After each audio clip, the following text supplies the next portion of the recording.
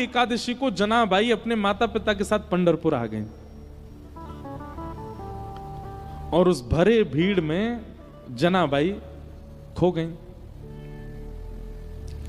स्वाभाविक रूप से क्या होता है कि जब व्यक्ति कहीं भीड़ में खो जाता है तो रोता है, लेकिन जनाबाई नाच रही थी। क्यों?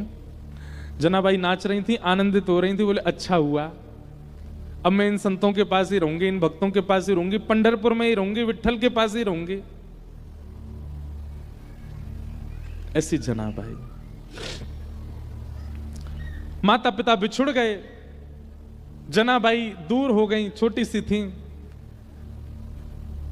चंद्रभागा नदी है पंढरपुर में, वहां जाकर के जनाबाई बैठ गई।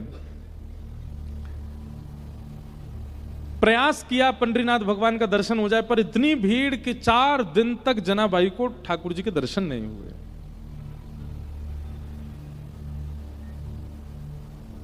चार दिन तक तो सह लिया, लेकिन 4 दिन बाद जनाबाई रोने लगी और चंद्रभागा तट पर बैठ करके वहां प्रेम से विट्ठल भगवान को कहते हैं विठोवा। क्या कहते हैं? विठोवा। जैसे हमारे यहाँ कान्हा, कनुआ, गोपाल, ऐसे पंढरपुर में विठोवा।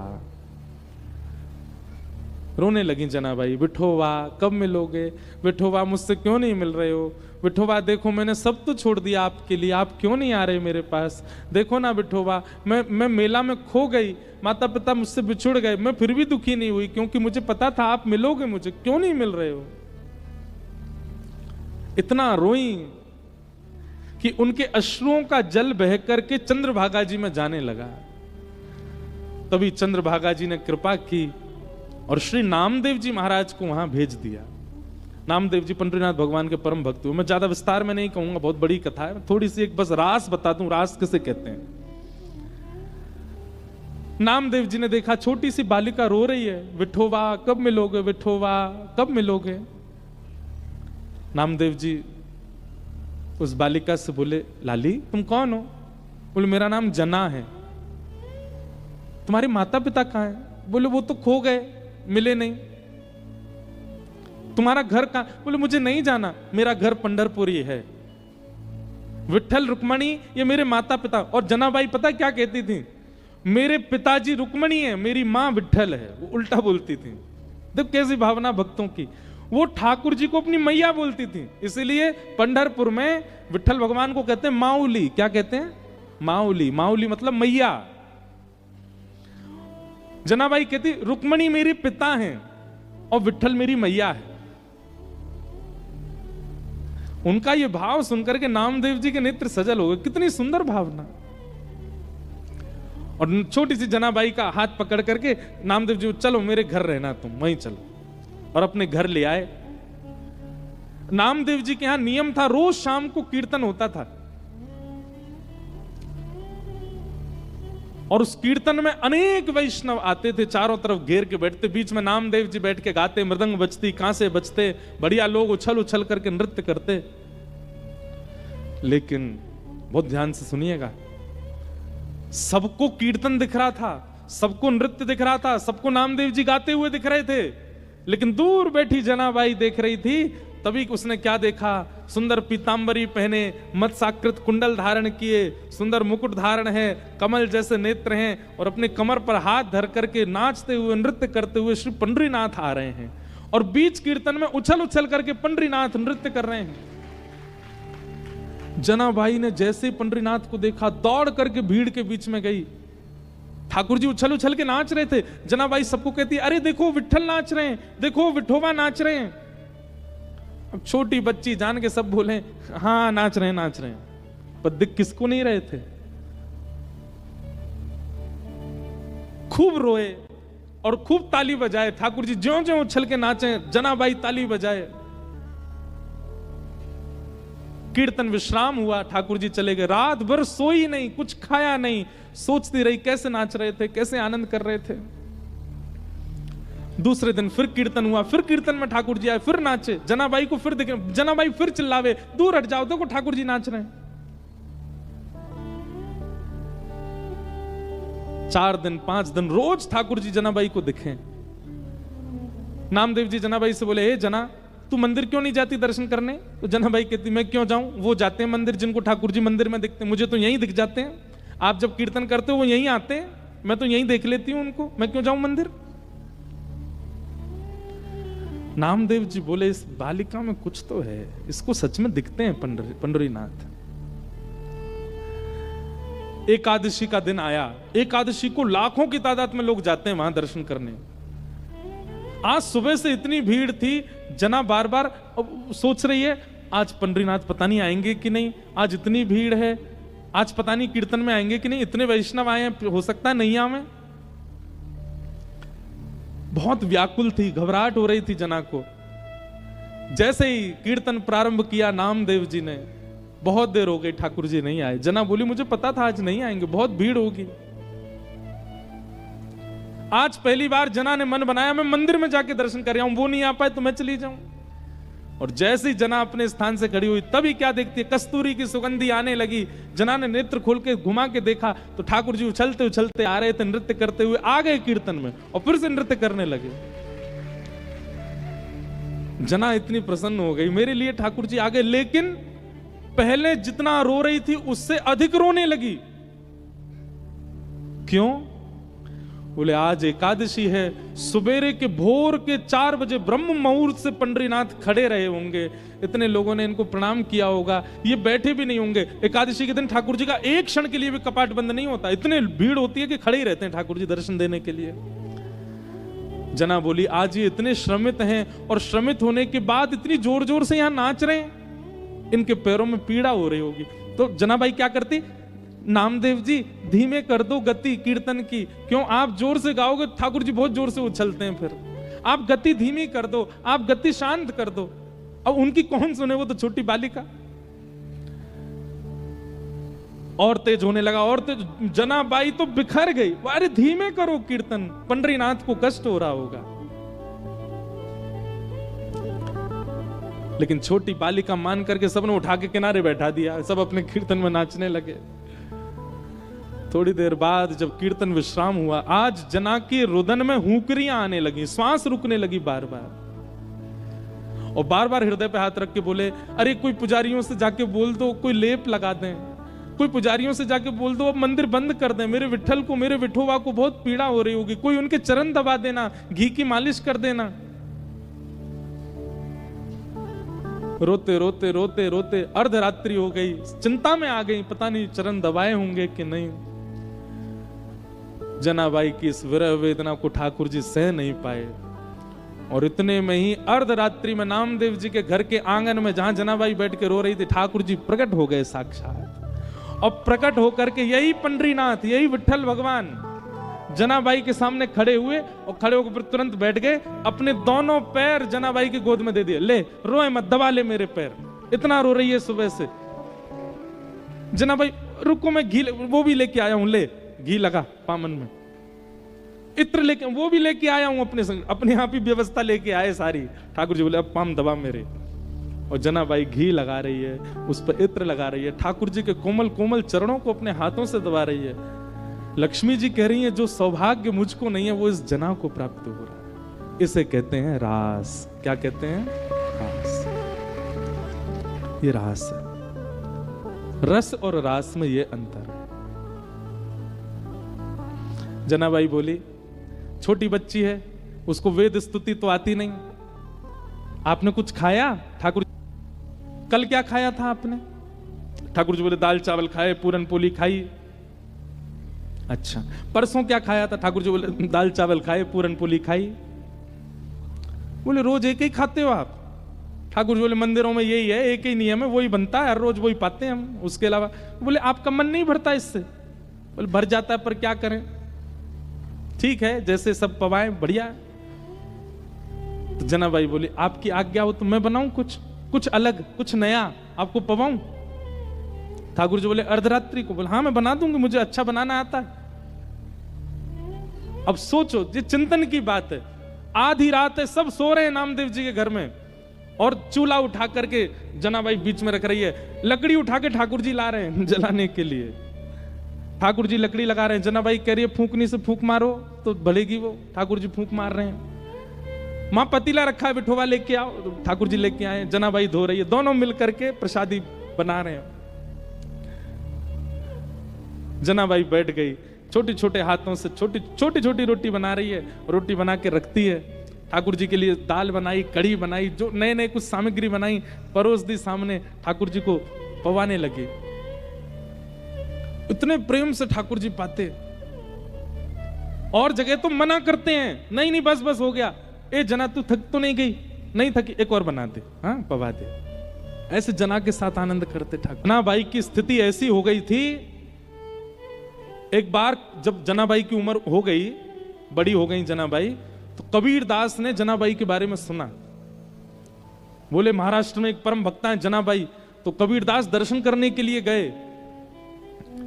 तभी किसी से पूछा जनाबाई कहां? बोले आगे वाली गली में घर है उनका, मिल लीजिए। कबीर दास जैसे गए तो वहां पे महाराज भीड़ लगी थी, लड़ाई हो रही थी, दो माताएं एक दूसरे से लड़ रही थी। कबीर दास जी ने जाके पूछा भाई ये लड़ाई क्यों हो रही है? बोले अरे ये जो लड़ रही है ये इसका नाम है जनाबाई, ये दूसरी मैया से इसलिए लड़ रही है, कल कंडे थापे थे ऊपर, कंडे समझते हैं, गोबर के उपले थापे थे, अब उनको निकाल के ले जाने में अब ये जनाबाई कह रही है कि ये अपने कंडों के साथ मेरे कंडे भी ले गई है। अब लड़ाई इस बात की हो रही है कि वो सामने वाली कंडे दे रही है और जनाबाई कान से लगा करके फेंक देती है, बोले ये मेरा नहीं है, मेरा वाला दो। और बोले कंडे में भी मेरा तेरा क्या होता है? कबीरदास बोले कान से क्यों लगाती है? कबीरदास बोले ए जना सुनो, कंडे ही तो हैं गोबर के, कोई भी उठा ले, वो दे तो रही है सामने वाली, ले जाओ। बोले नहीं मेरे चाहिए। बोले तेरे उस पर कुछ लिखा है क्या? कुछ। बोले लिखा नहीं है। जिस कंडे को कान पे लगाने से विठोबा विठोबा विठोबा विठल विठल ध्वनि आने लगे, समझो वो मेरे हैं, बाकी सारे इसके।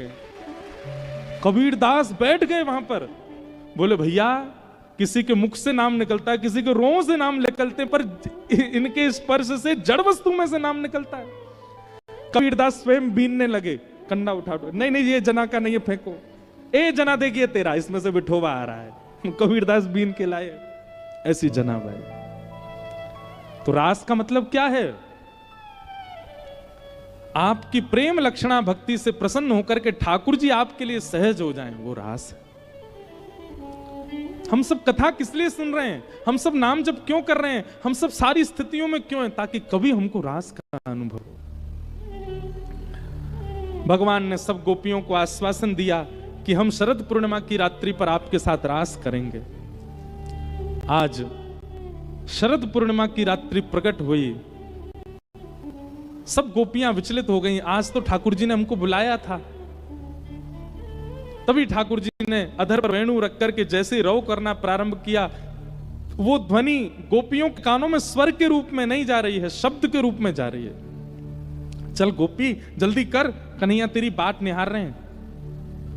बंधुओं ये गोपियां कौन हैं? ये कोई स्त्रियां नहीं है, ये युगों से कृष्ण प्राप्ति के लिए भजन कर रहे सब ऋषि महर्षि हैं। द्वापर में राम जी की इच्छा से गोपी बन के आए हैं। अब वो इच्छा क्रम बड़ा है, कल बताऊंगा क्यों ये सब गोपी बन के आए। ये सब गोपियां युगों युगों से तपस्या कर रही हैं ठाकुर जी की प्राप्ति के लिए। आज ये सब गोपियां जैसे ही वेणु रव सुनती हैं, दौड़ी हैं अपने घरों से ठाकुर जी से मिलन के लिए। जैसे इतनी गोपियां आई, ठाकुर जी ने आकर के पूछा, अरे भाई तुम सबके आने का कारण, इतनी रात को क्यों आई हो? चलो अपने अपने घर को लौट जाओ। गोपियां नहीं लौटी, बल्कि ठाकुर जी को हम क्यों आई हैं इसका प्रमाण देने लगी। इसको प्रणय गीत कहते हैं, बहुत सुंदर है। हमारे पास एक तो समय की थोड़ी सी वो हो जाती है, एक तो हम लेट लतीफ इंसान, लेट आते हैं, ऊपर से फिर 6:15 बज गए। ये हमको कब पता चलता? जब आप उठते हो।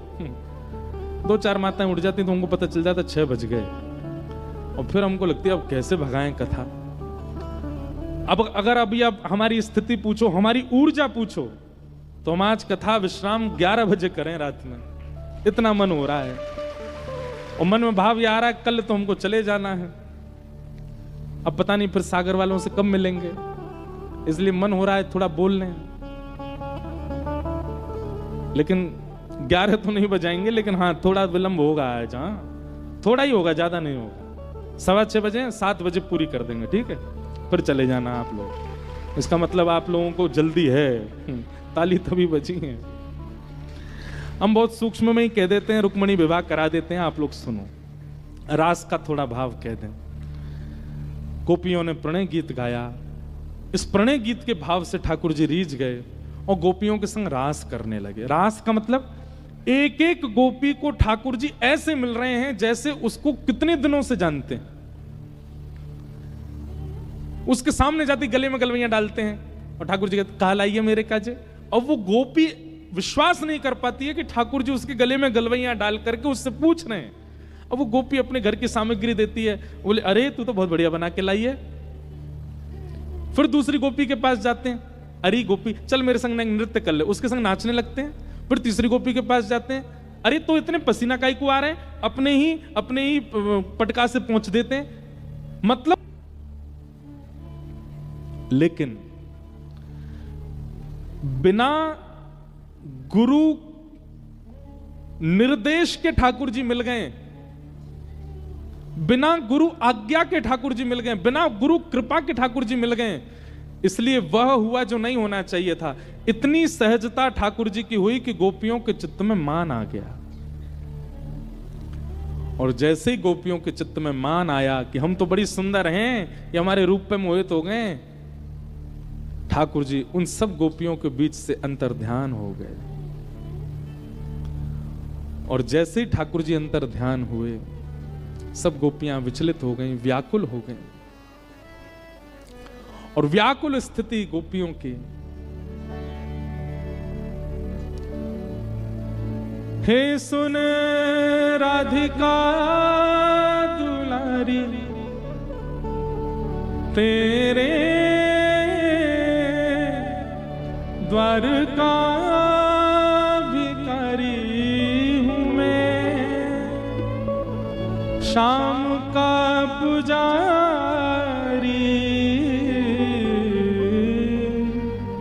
पीड़ा है हमारी हमें श्याम ना मिला, हमें श्याम ना मिला, हमें श्याम ना मिला, हमें श्याम ना मिला।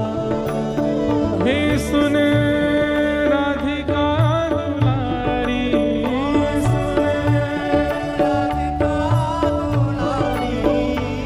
तेरे द्वार का भिखारी, तेरे द्वार का भिखारी, तेरे श्याम का पुजारी, पीड़ा है हमारी हमें श्याम ना मिला, हमें श्याम ना मिला, हमें श्याम ना मिला, हमें श्याम ना मिला। बोलो वृषभानु दुलारी की।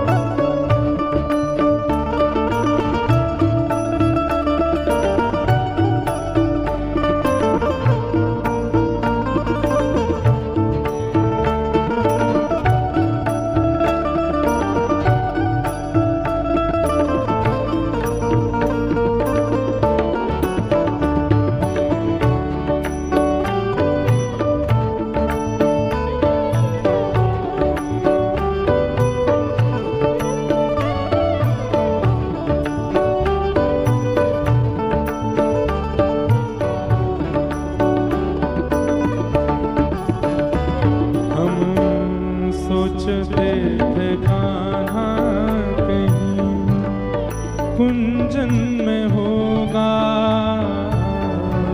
सोचते थे कान्हा कहीं कुंजन में होगा, हम सोचते थे कान्हा कहीं कुंजन में होगा, सोचते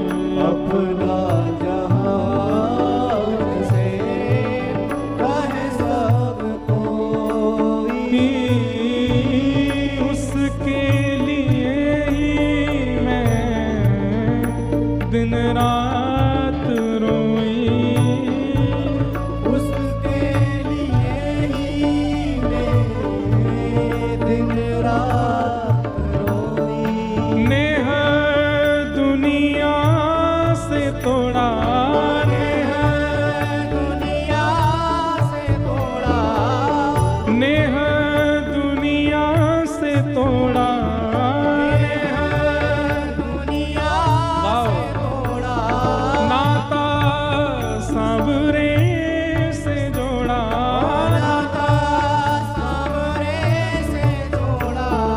उसने ऐसा मुख मोड़ा, मुझे कहीं का न छोड़ा। शाम ना मिला हमें, शाम ना मिला हमें, शाम ना मिला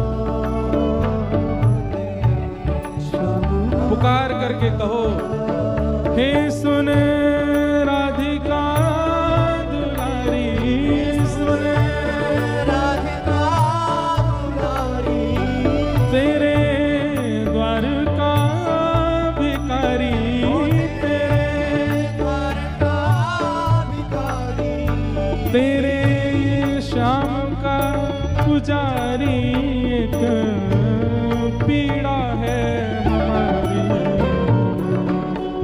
श्याम ना मिला हमें, श्याम ना मिला हमें, श्याम ना मिला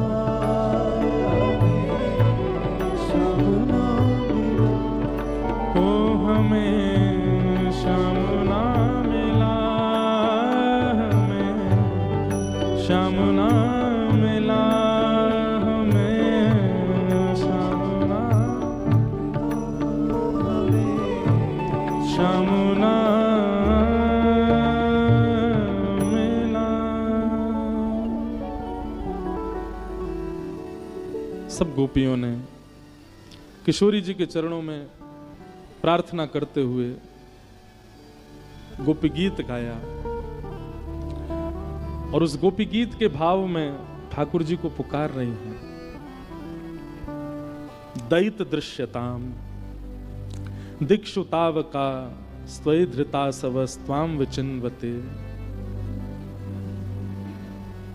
हे हमारे दैत सखा, हे हमारे प्राण जीवन धन श्याम सुंदर, आप प्रकट हो जाओ। ठाकुर जी अंतर्ध्यान क्यों हुए हैं? क्योंकि गोपियां आ गई हैं, लेकिन किशोरी जी की कृपा के बिना, ये किशोरी जी कौन है? गुरु। गुरु कृपा के बगैर यदि भगवत प्राप्ति हो गई तो ठाकुर जी अंतर्ध्यान हो सकते हैं। क्यों?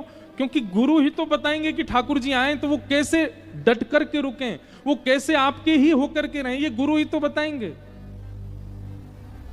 और जब ठाकुर जी अंतर्ध्यान हो गए तब गोपियां किशोरी जी की शरण में गईं, और किशोरी जी की कृपा से गोपी गीत गाया, जिस गोपी गीत से ठाकुर जी पुनः प्रकट हो गए कि ताशामाभिर्भूत सौरी स्मयमाय मुखाम्भुज पीतांबर सगवे साक्षान मन्मथ मन्मथ। ठाकुर जी गोपी गीत के बाद पुनः प्रकट हो गए। एक बात मैं यहां कहता हूं कि जो गाना जानता है ना ठाकुर जी को, वही पा पाएगा। इसका मतलब यह नहीं है कि जिसके पास स्वर नहीं है उसको मना कर रहा हूं मैं, नहीं। जो भाव लिखता है, जिसके भाव प्रकट होते हैं, तुरंत कोई भाव प्रकट करके ठाकुर जी को रिझाने के लिए बना के गा देता है। हां, उसमें लोक रंजन की भावना नहीं हो, संसार के लोग उससे रीझें, ऐसी भावना नहीं, केवल ठाकुर जी के लिए लिखता है और गा करके सुना देता है। ऐसे व्यक्ति को ठाकुर जी बहुत जल्दी मिल जाएंगे। इसलिए हम तो निवेदन करते हैं कि अगर कृष्ण भक्ति में आप आगे आ चुके हो, वृंदावन का नाम सुन के, ठाकुर जी का दर्शन करके नेत्र सजल होते हैं, कलम उठाइए और कुछ लिखा कीजिए। अपने हृदय के भाव एकांत में, वो किसी को नहीं दिखाने, केवल ठाकुर जी को सुनाने, प्रस्तुत किया करो।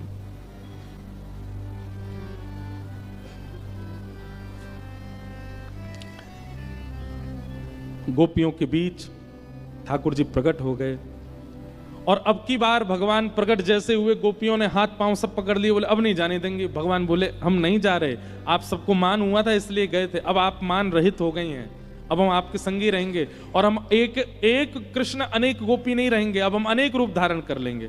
जितनी गोपी उतने ठाकुर जी ने रूप धारण कर लिए और वृंदावन में अब रास नहीं, अब महारास हो रहा था। एक एक गोपी के लिए ठाकुर जी प्रकट हो गए, महारास हुआ। देवादिदेव शंकर भी आए, ब्रह्मा भी आए, चंद्र भी आए, सूर्य भी आए, सब आए। और पूरे वृंदावन में यमुना के तट पर रास बिहार हुआ।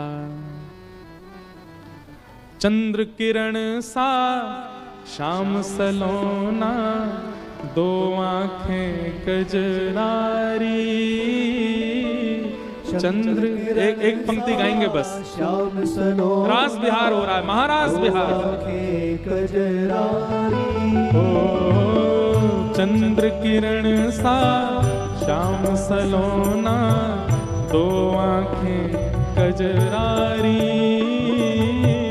चंद्र किरण सा श्याम सलोना, दो आंखें कजरारी। ओ ठुमक ठुमक नाचे गोपियन के संग, जग का पालन हारी।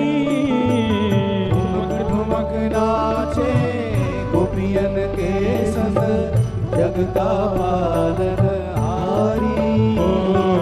रास बिहारी संग राधा सुकुमारी। रास बिहारी संग राधा सुकुमारी।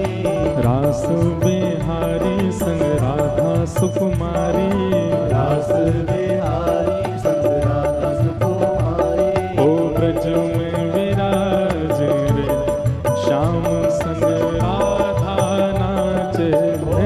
श्याम संग राधा नाचे। ओ श्याम संग राधा नाचे। श्याम संग राधा नाचे। राधा नाचे, कृष्ण नाचे, नाचे गोपी जन। राधा नाचे, कृष्ण नाचे, नाचे गोपी जन। क्योंकि मन मेरा बन गया सखीरी, पावन वृंदावन मेरा बन गया सखीरी पावन वृंदावन। मन मेरा बन गया सखीरी, पावन वृंदावन। मन मेरा बन गया सखीरी पावन वृंदावन। मन मेरा बन गया सखीरी, पावन वृंदावन। मन मेरा बन गया सखीरी पावन ओ वृंदावन। मन मेरा बन गया सखीरी, पावन वृंदावन। मन मेरा बन गया सखीरी पावन वृंदावन। बोलो रास राशेश्वर भगवान की। हमसे पूछें तो हम तो केवल स्पर्श कर रहे हैं, फिर भी समय लग जाता है पूरा। अब क्या बताएं, ये एक दिन में होने वाले प्रसंग ही नहीं है, 7 दिन में हम कैसे पूरे करें इनको। ठाकुर जी ने महारास किया, महादेव आए, इसलिए कहीं कहीं कथा में विस्तार कर देते हैं, कहीं सूक्ष्म करना पड़ता है। ठाकुर जी ने महारास किया, महारास के उपरांत फिर युगल गीत की कथा। अब हम सीधे रुक्मणी विभाग की ओर चलें। कंस ने मंत्रियों के संग बैठ करके ठाकुर जी को मथुरा बुलाने का प्रयास किया, अक्रूर जी को भेजा। कल कई लोग मुझसे कह रहे थे, महाराज जी उद्धव गोपी संवाद सुनाओ। आपके सागर में एक ही सरोवर ठीक है, दूसरा सरोवर क्यों प्रकट करना। इतनी संख्या में लोग यहाँ आ रहे हैं, उद्धव गोपी संवाद हुआ तो इतने अश्रुबिंद प्रकट होंगे कि एक और सरोवर प्रकट हो जाएगा, इसलिए एक ही सरोवर ठीक है। कल हम कथा करके जा रहे थे तो एक भैया आके क्या बोले, महाराज जी आपने ठाकुर जी गैया के सींग पे लटका दिए, नीचे तो उतार दो उनको। आज आपने कथा करी कि ठाकुर जी सींग पे लटक जाते हैं, उसके बाद आपने नीचे तो उतारे ही नहीं। ऐसी भावना वाले श्रोता आते हैं सागर में। भैया सागर सामान्य नहीं है, यहाँ लोग कथा शब्द के रूप में नहीं सुनते, लीला के रूप में देखते हैं। और उन भैया का बेचारे का कथा में मन ही नहीं लगा होगा, क्यों, उनको ठाकुर जी सींग पे टंगे दिख रहे होंगे। वही भैया थे जो पहले दिन बोले आपने ठाकुर जी की सानी करवा दी, हाथ तो धुलवा दो। तो फिर से मैं रास्ता भर हम मौन रहते हैं, कल हमने अपना मौन तोड़ा। क्यों, उसके पीछे भाव यही आए, मैंने ठाकुर जी को कहना दारी के मुंह सिंह पर चढ़ा को, अपने नियमन को पालन कर रहा है। फिर मैंने हाथ पाम जोड़े, में लाल जी ने, फिर गैया ने सिंह नीचे किया और ठाकुर जी उतर गए। तो ऐसी भावना वाले अगर आप हो तो भैया ठाकुर जी दूर ना आए, आपसे बहुत जल्दी मिलेंगे। क्योंकि आप तो लीला का दर्शन करते हो, आप कथा थोड़ी सुनते हो। और हम सत्य बता रहे हैं, हम इतनी कथाएं कर चुके, हमको अनुभव है।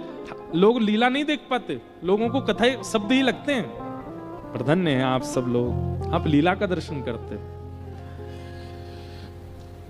ठाकुर जी ने रास विहार किया, रास विहार विश्राम कर दिया। अब कहीं नहीं कहें आपने रास विहार में ही छोड़ दिए, विश्राम तो करा दो। अक्रूर जी भेजे कंस ने, और अक्रूर जी महाराज वृंदावन आए, ठाकुर जी को लेकर के मथुरा गए। मथुरा में जाकर के भगवान ने कुबलिया पीड़ हाथी का उद्धार किया और सब मल्लों से युद्ध किया। 50 सिड्डी ऊपर बैठे हुए महाराज कंस को ठाकुर जी ने उठा करके नीचे पटक दिया, कंस का वध कर दिया। बोलो कंस मर्दन भगवान की जय। कारागृह में जाकर के भगवान ने अपनी जन्मदात्री माता देवकी मैया को मुक्त किया। उग्रसेन नाना को भगवान ने मथुरा का राजा बनाया। ठाकुर जी स्वयं राज पदवी पर कभी नहीं बैठे, ना द्वारिका के राजा बने ना मथुरा के राजा बने, हमेशा राजा ठाकुर जी ने उग्रसेन को ही बनाया। पढ़ने के लिए ठाकुर जी आपके मध्य प्रदेश पधारे। अवंतिका में श्री ठाकुर जी ने सांदीपनी गुरुकुल में स्वाध्याय किया, अध्ययन किया। यहां ठाकुर जी को सुदामा नाम के मित्र मिले। भगवान के ब्रज के जो सखा हैं उनका नाम श्री दामा है, सुदामा नहीं। वही सुदामा नहीं है, सुदामा जी ठाकुर जी को यहां मिले थे उज्जैन में गुरुकुल में। ठाकुर जी के बड़े अच्छे मित्र। अच्छा देखो एक बात बताएं, ठाकुर जी के 3 ही मित्र हैं, सुदामा, अर्जुन और उद्धव। आप कहोगे तो फिर ब्रज वाले कौन हैं? ब्रज वाले ठाकुर जी के मित्र नहीं है, ब्रज वाले ठाकुर जी के प्राण हैं। मधुमंगल, श्रीदामा, तन सुखा, मन सुखा, धन सुखा, ये तो सखा हैं, ठाकुर जी के प्राण हैं। इनको ठाकुर जी मित्रों में नहीं मानते। मित्र 3 ही बने ठाकुर जी के पूरे जीवन में। इससे हमारे गुरुदेव एक संकेत करते हैं, भैया ठाकुर जी ने 3 ही सखा बनाए, इसका मतलब ठाकुर जी संकेत कर रहे हैं सखा जितने कम उतने सुखी। ये बात हमारी सूत्रात्मक मान लीजिएगा। जितने कम सखा बनाओगे उतने प्रसन्न रहोगे आप। हमारे भी बहुत कम सखा हैं, हमने अनुभव किया, बहुत अच्छा लगता है जितने कम लोगों से संबंध। हम इतने समय से कथा कर रहे हैं पर हमारा घनिष्ठतम संबंध बहुत कम है। बड़े बड़े लोग कथा कराते हैं पर हमारा ऐसा घनिष्ठता नहीं बन पाती सबसे। और ये अच्छा है, घनिष्ठता बहुत कम लोगों से रखनी चाहिए। ठाकुर जी ने 3 सखा बनाए और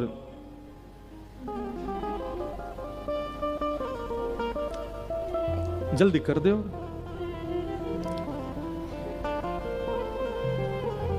हमारी एक और कमी है, हमारा ध्यान बहुत जल्दी टूट जाता है, फिर हमको लगती है जल्दी जल्दी कथा पूरी हो। लेंगे लाला, रख लो। तो क्या बता रहे थे हम? 3 ही सखा बनाए भगवान ने। सुदामा जी के साथ मित्रता हुई, कल कथा में प्रसंग आएगा सुदामा जी का। तत्पश्चात भगवान लौट करके मथुरा आए। मथुरा में आकर के ब्रज की बहुत याद आई ठाकुर जी को, तो उद्धव को भेजा। उद्धव जी महाराज वृंदावन गए, गोपियों के साथ संवाद हुआ। लौट करके मथुरा आए, भगवान ने उद्धव को हृदय से लगाया। भगवान ने उद्धव को भेजा क्यों था? ठाकुर जी चाहते थे कि अब मथुरा लीला और आगे द्वारिका लीला में मैं ब्रज से दूर रहूंगा, लेकिन एक व्यक्ति को ब्रज का रस चखा करके ऐसा कर दूं कि मुझे उसको देख करके ऐसा लगे कि मेरे संग ब्रज ही खड़ा है। तो भगवान ने उद्धव को इसलिए भेजा कि उद्धव गोपियों के द्वारा, किशोरी जी के द्वारा बताए गए प्रेम में ओतप्रोत होकर के जब आया तो ठाकुर जी बोले अब मेरे संग ब्रज ही है, उद्धव कोई और नहीं, उद्धव ब्रज है। जब भी ठाकुर जी को द्वारिका में ब्रज की बहुत याद आती, भगवान उद्धव के पास ही जाते और हृदय से लगा लेते, क्योंकि उद्धव में ब्रज का अनुभव होने लगा। इसलिए ठाकुर जी ने उद्धव को ब्रज भेजा। गोपियों का बहुत सुंदर संवाद है, बहुत मधुर करुण संवाद है उद्धव गोपी संवाद। हमने आखिरी बार उद्धव गोपी संवाद नवरात्रों में कहा था, चंडीगढ़ में 2 दिन तक कहा। अद्भुत आनंद है। विरह तो बहुत होता है पर आनंद है।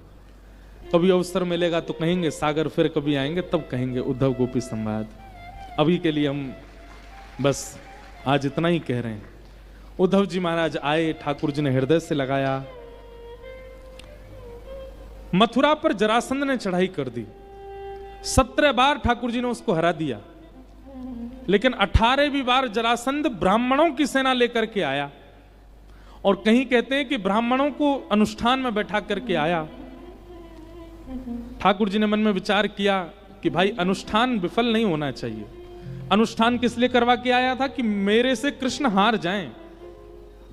तो ब्राह्मणों के अनुष्ठान की पूर्ति के लिए ठाकुर जी ने सोचा अब तो हमको हारना पड़ेगा, हारेंगे तो नहीं, भागेंगे।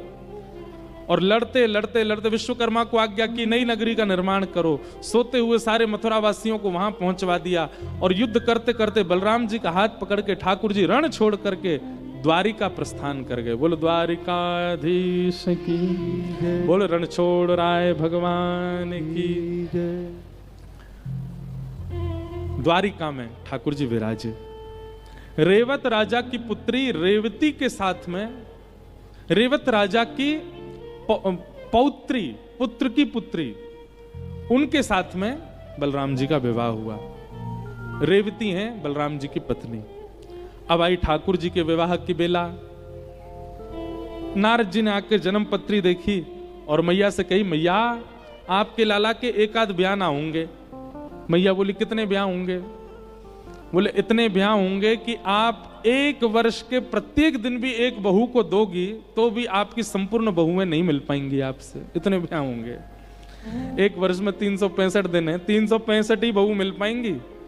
मैया बोली मतलब 300 आंकड़े पार? बोले 300 नहीं मैया, 3000 पार। 3000 भी नहीं है, 10,000 पार। मैया बोली पूरे आंकड़े बता दो। बोले बता के क्या करना, देख ही लेंगे मैं और आप।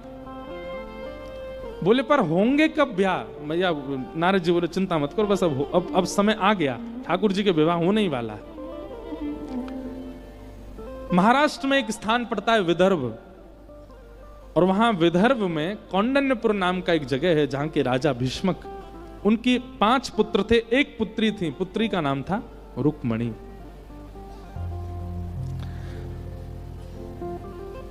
रुक्मणी जी ने इतनी कथाएं सुनी ठाकुर जी के अभी द्वारिका से ही हम कथा करके आए थे यहाँ पे, तो वहां हमने रुक्मणी कृष्ण विवाह बहुत विस्तार से कहा था। बहुत अच्छा है रुक्मणी कृष्ण विवाह प्रसंग भी। रुक्मणी जी ने इतनी कथा सुनी ठाकुर जी की कि अब रुक्मणी जी को चित्त में, रुक्मणी जी को दृष्टि में, रुक्मणी जी को सब जगह कृष्ण ही दिखने लगे। मेरे नैनों में गोकुल वृंदावन, एक नेत्र में गोकुल है, दूसरे में वृंदावन, ऐसी स्थिति हो गई। मेरे प्राणों में मोहन मन भावन,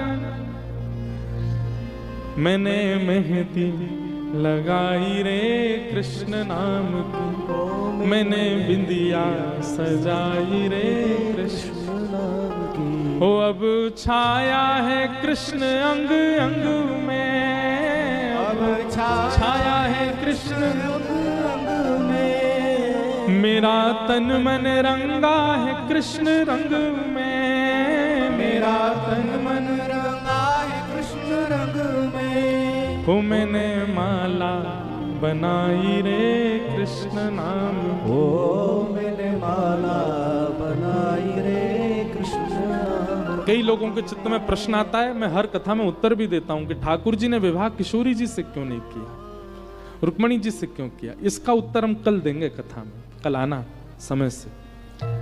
रुक्मणी जी ने पत्र लिख करके ब्राह्मण के हाथों ठाकुर जी को भिजवाया, क्योंकि रुक्मणी के भाई रुक्मी शिशुपाल से सगाई कर रहे थे रुक्मणी जी की जबरदस्ती। तब रुक्मणी जी ने पत्र लिख करके ठाकुर जी से कहा कि हम तो आपकी हैं, हम लक्ष्मी हैं, आप नारायण हो, हमारा वर्ण करो। ठाकुर जी जैसे ही पत्र पढ़ा रथ लेकर के आए, और यहां रुक्मणी जी देवी पूजा के लिए जा रही हैं, देवी पूजन के लिए श्री रुक्मणी जी जा रही हैं। चारों तरफ से सैनिक घेर करके चल रहे थे, तभी रथ आया, रथ पर विराजमान ब्राह्मण को रुक्मणी जी ने जैसे ही देखा, रुक्मणी जी बोली आप अभी तक गए नहीं पत्र लेके? ब्राह्मण देवता बोले हम गए, पत्र देके ठाकुर जी को ले भी आए अपने साथ में। रुक्मणी जी बोले कहां हैं? बोले मंदिर के पीछे खड़े हैं, आप पूजा कर लो फिर मिलेंगे आपसे। और रुक्मणी जी यहाँ देवी पूजन के लिए जा रही हैं। जय जय गिरिवर राज किशोरी, जय जय गिरिवर राज किशोरी, जय जय गिरिवर राज किशोरी, जय जय गिरिवर राज किशोरी, जय महेश मुख चंद्र चकोरी, जय महेश मुख चंद्र चकोरी, जय गज बदन सड़ानन माता, जय गज बदन माता, जगत जननी दामिनी दूत गाता, जगत जननी दामिनी दूत गाता, जय जय गिरिवर राज किशोरी, जय जय गिरिवर राज किशोरी। बोलो रुक्मणी मैया की जय। श्री रुक्मणी जी देवी पूजा के लिए गई। देवी पूजन करके आपने जैसे ही नारियल अर्पित करके पीछे मुड़ करके देखा, आहा त्रिभंग लली श्याम सुंदर, एक तो है ही इतने सुंदर। ऐसा वर्णन आता है कि ठाकुर जी मंदिर के पीछे क्या कर रहे थे। ठाकुर जी ने ब्रह्मा जी को बुलाया, ए ब्रह्मा इधर आओ, क्या हमारा श्रृंगार करो। ब्रह्मा जी बोले हमको क्यों बुलाया? बोले सबसे बड़े श्रृंगारी तुम ही हो, तुमने पूरी दुनिया में श्रृंगार किया है, सबको तुमने ही बनाया, तुम हमारा श्रृंगार करो। ब्रह्मा जी बोले आप वैसे इतने बढ़िया लगते हो, अब क्या श्रृंगार करें? बोले ऐसा श्रृंगार करो कि हमारा श्रृंगार करके श्रृंगारी ही मूर्छित हो जाए। और ब्रह्मा जी ने महाराज नेक श्रृंगार किया था, और श्रृंगार करके जैसे ही दूर जाकर के ठाकुर जी को देखा, ब्रह्मा जी मूर्छित हो गए। ठाकुर जी बोला अब बढ़िया है, अब हम बढ़िया लग रहे, अब जाएंगे ब्याह में। अच्छा ठाकुर जी ने ऐसा श्रृंगार क्यों करवाया? ये देखो दो चार सखियां भी आ गई हैं, लगे हाथ हमारे भी काम बन जाएं। रुक्मणी जी का तो ब्याह हो ही रहा है। कैसी छोटी छोटी लालियां आई हैं सब। तो ठाकुर जी ने श्रृंगार क्यों कराया? वैसे ही इतने सुंदर हैं, संशय था क्या कि कहीं रुक्मणी जी को हम पसंद नहीं आएंगे? नहीं, ठाकुर जी बोले देखो काम है, अस्त्र शस्त्र हमको उठाने नहीं है, सैनिक कितने हैं रुक्मणी जी की सुरक्षा में, मारना हमको किसी को नहीं है, रूप ही ऐसा बना के जाएंगे कि देख के सब मूर्छित हो जाएं और रुक्मणी जी को लेके हम चले जाएं। और श्री ठाकुर जी ने ऐसा श्रृंगार किया, जैसे ही पहुंचे, जितने सैनिक गए थे रुक्मणी जी के रक्षा में, कोई बोला अरे बाप रे इसकी चाल तो देखो, कोई बोला चाल छोड़, इसके नेत्र देख ले, अब नेत्र छोड़, मुस्कान मत देख लियो नहीं तो देख नहीं पाएगा कुछ, और मुस्कान तो देखो। कोई बोलो भैया की कमर ही देख लो, कितनी सुंदर कमर, पतरी सी, ऐसी गजगामनी सी चाल चल लो है। ठाकुर जी के रूप पर सब मोहित हो गए। ठाकुर जी मंदिर में गए, रुक्मणी जी को दोनों भुजा में उठाया और लेकर के रथ में बैठाए। असंख्य सैनिकों के बीच से बिना कुछ किए चुपचाप ठाकुर जी लेकर के आए, रुक्मणी जी को रथ में बैठा के ले गए द्वारिका। सब सैनिक बोले भैया यार बड़ा सुंदर था। एक सैनिक बोला रुक्मणी जी कहां गई? ढूंढने लगे, रुक्मणी जी नहीं मिली।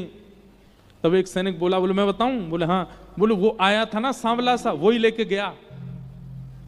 सब लोगों ने उसी को पकड़ा। बोले ए तुझको तो पता था कि वो ले जा रहा है, हम तो सब व्यस्त थे उसके रूप को देखने में, तू तो देख रहा था कि ले जा रहा, तूने क्यों नहीं रोका?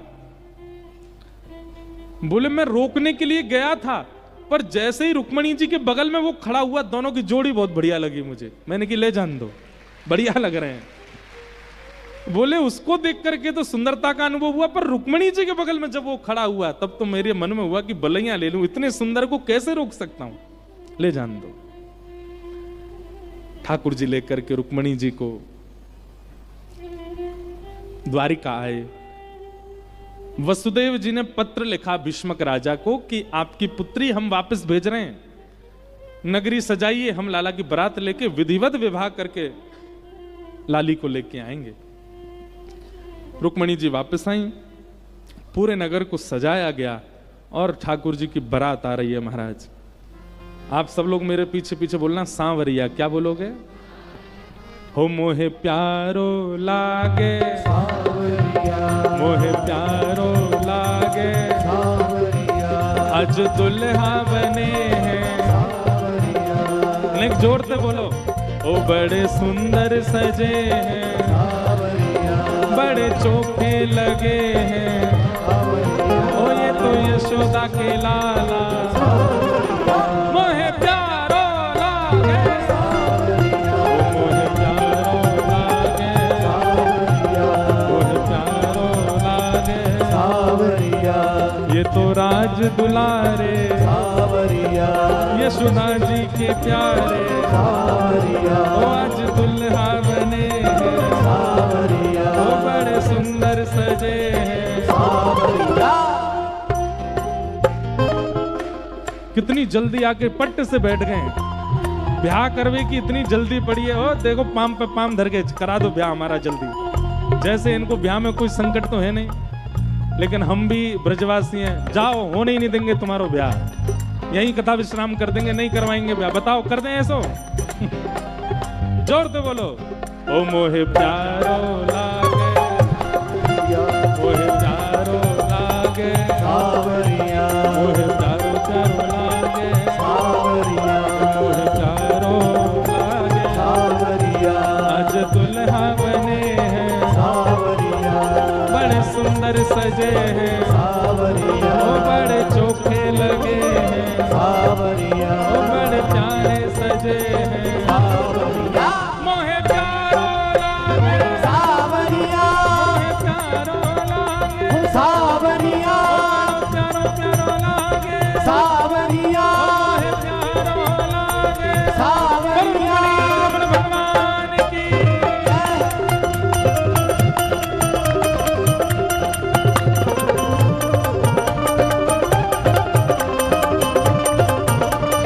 बधाई हो।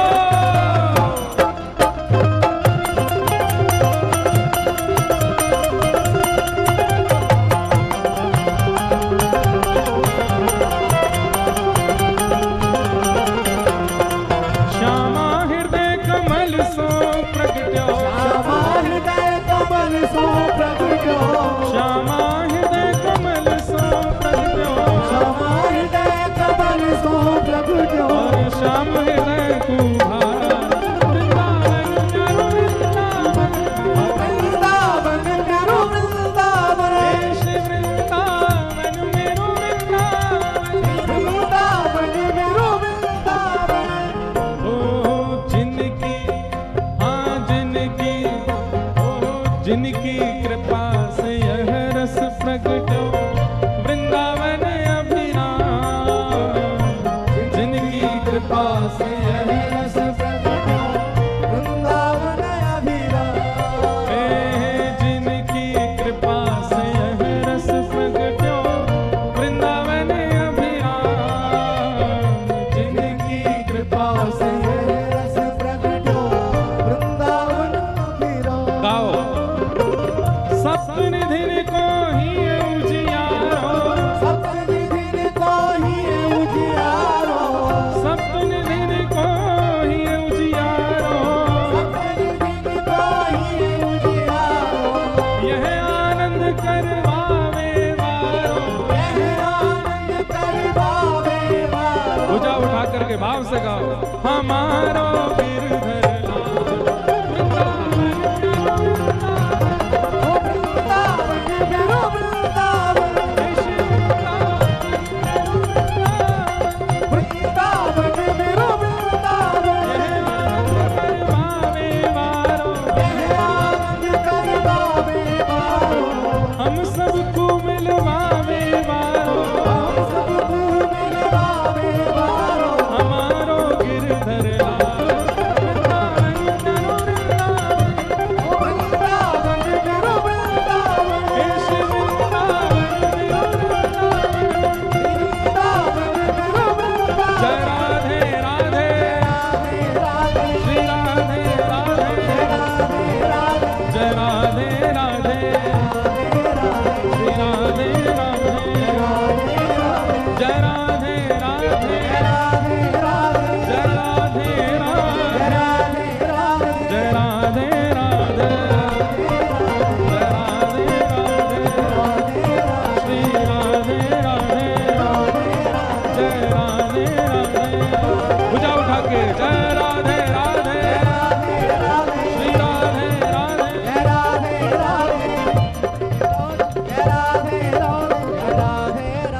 ये किन्हीं ने ये देखो ठाकुर है, तुमने बनाए ये? इधर आओ, यहाँ पे आओ, इधर आओ।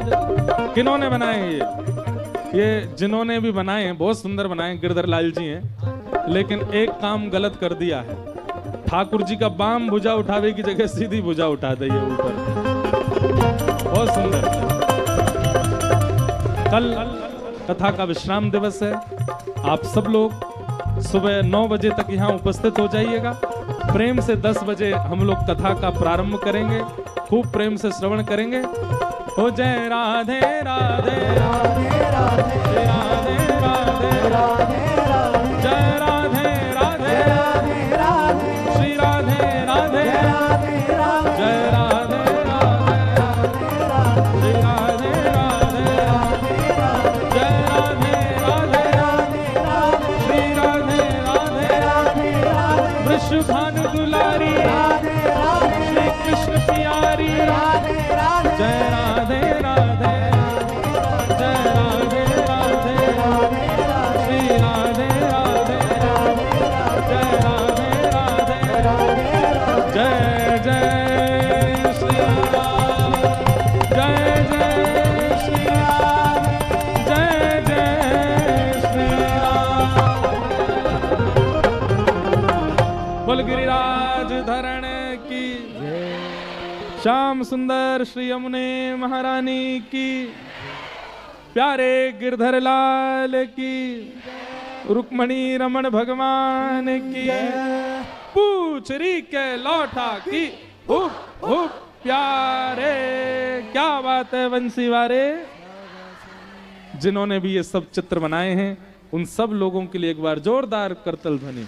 और हमारे माई श्यामाजू को राज कल इसी भाव से कथा का प्रारंभ करेंगे। आज रुक्मणी मंगल हुआ। दोनों बालिकाएं यहाँ पर रुक्मणी कृष्ण रूप में विराज रहे हैं। सब लोग भुजा उठा करके इनको आशीष प्रदान करो। ये ऐसे ही युग युगों तक युगल विहार करें, आनंद करें।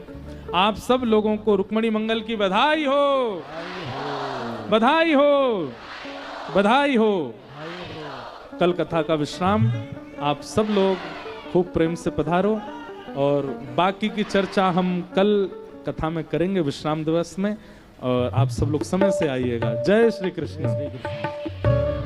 आरतीयते पावन पुराण के धर्म भक्ति विज्ञान खान के महापुराण भागवत निर्मल सुख मुख विमान धने गाम कर फल परमानंद सुधारस में लीला रस रस निधान की आरतीयते पावन पुराण के विषय विलास विमोह विनाशिनी विमल विराग विवेक विकासिनी भगवत तत्व